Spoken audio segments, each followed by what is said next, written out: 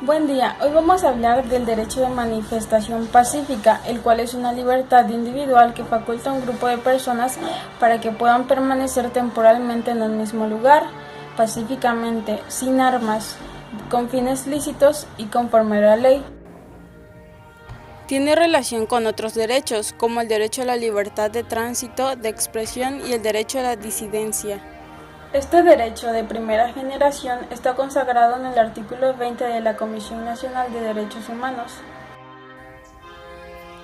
que junto con el artículo 19 sobre la libertad de expresión garantizan el derecho a reunirse de manera pública o privada para expresar, promover y defender intereses en común.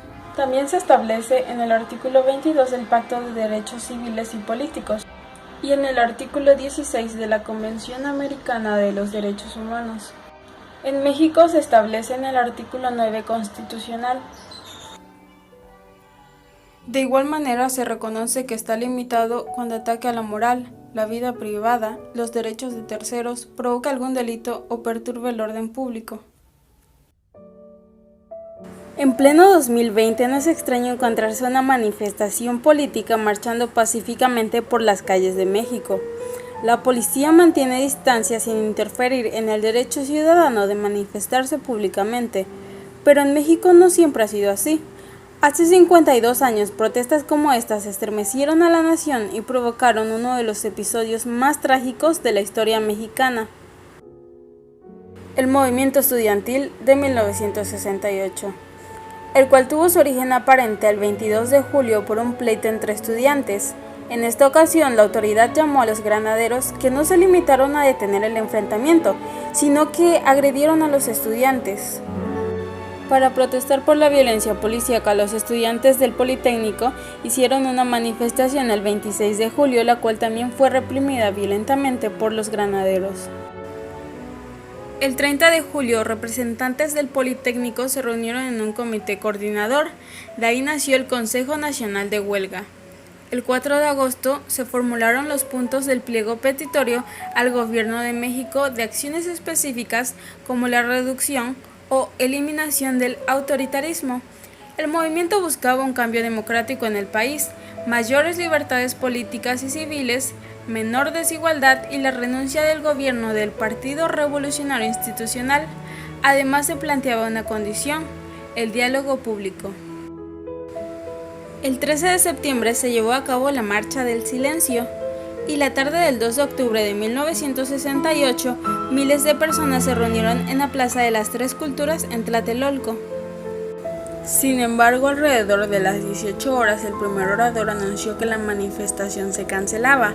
Por su parte, el ejército vigilaba que no hubieran disturbios y los miembros del Batallón Olimpia, cuyos integrantes iban vestidos de civil y con un guante blanco, se infiltraron en la manifestación hasta llegar al tercer piso del edificio Chihuahua, donde se encontraban los líderes y varios periodistas.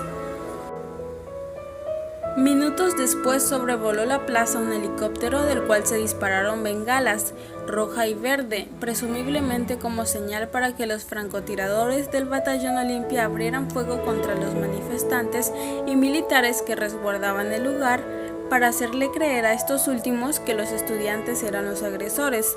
Los militares, en su intento de defenderse, reaccionaron a la supuesta agresión, pero ante la confusión, los disparos fueron dirigidos hacia la multitud.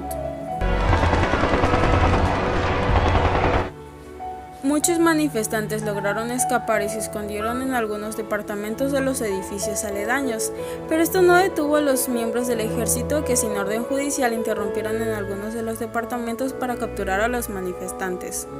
Los estudiantes fueron llevados violentamente al exconvento y a las puertas de los elevadores del edificio Chihuahua, donde fueron desvestidos, quedando solamente en ropa interior y golpeados.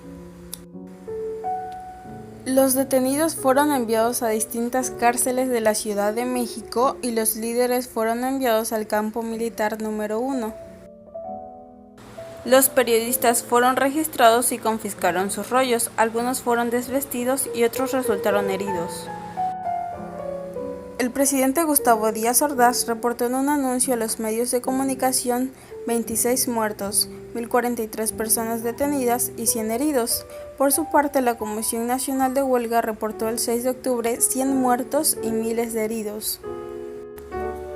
Después de 1968, el presidente Díaz Ordaz declaró que al enfrentar el conflicto se habían agotado los recursos políticos y se tuvo que acudir a la fuerza.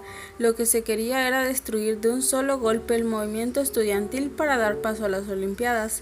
La represión tuvo lugar días antes de que empezaran y estaban obligados a sofocar las protestas, pero lo hicieron de una manera brutal.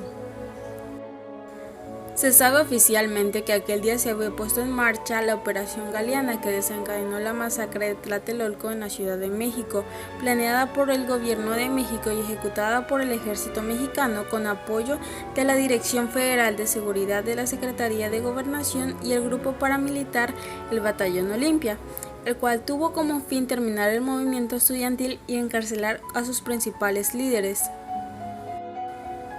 Se señaló a su vez que existió otra operación más secreta que la primera, la cual se encargó de abrir fuego contra la multitud sin distinción entre estudiantes, civiles y militares, según el secretario de la Defensa Nacional, Marcelino García Barragán. El 1 de septiembre del 69, durante el informe de gobierno, el presidente Gustavo Díaz Ordaz aceptó la responsabilidad cabal por los hechos ocurridos el 2 de octubre de 1968.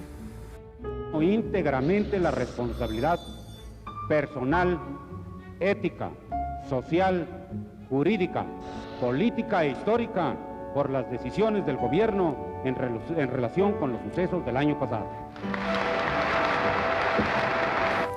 Algunas víctimas intentaron caracterizar la masacre de Tlatelolco ante tribunales nacionales e internacionales como un crimen de lesa humanidad y un genocidio, afirmación que fue sustentada por la Fiscalía Mexicana, pero rechazada por sus tribunales.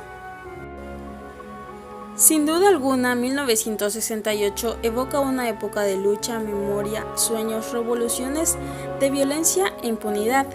En México, el movimiento estudiantil fue decisivo para impulsar un ciclo de movilizaciones que, a pesar de la injusticia, la desigualdad y el abuso de poder, han logrado conformar un patrimonio de los derechos individuales y colectivos, así como consolidar a la ciudadanía como una fuerza de transformación política y social. En el 2018, la Comisión Nacional de Derechos Humanos de México afirmó que durante el movimiento estudiantil de 1968 se cometieron violaciones a los derechos humanos, a la vida, a la integridad personal, a la libertad de expresión, de reunión y protesta pacífica y legalidad. El presidente de la CNDH, Luis Raúl González Pérez, destacó que dicho movimiento marcó el surgimiento de la conciencia sobre la relevancia de los derechos en la sociedad mexicana, bajo la premisa de que las personas han confiado al Estado su protección, no su destrucción. Las libertades políticas de hoy tuvieron un alto precio. La historia está llena de tragedias, ejemplos, enseñanzas y paradigmas. Por todo eso, Tlatelolco es un sitio de memoria histórica y de toma de conciencia sobre el México que hemos sido, que somos y que queremos ser. Los que luchan hoy en día contra la violencia a los derechos humanos no son superhéroes, son gente común, jóvenes, madres, padres, maestros, individuos librepensadores que se niegan a quedarse callados, quienes se dan cuenta que los derechos humanos no son una lección de historia, son las elecciones que hacemos cada día como seres humanos, son la responsabilidad que todos compartimos de respetarnos mutuamente.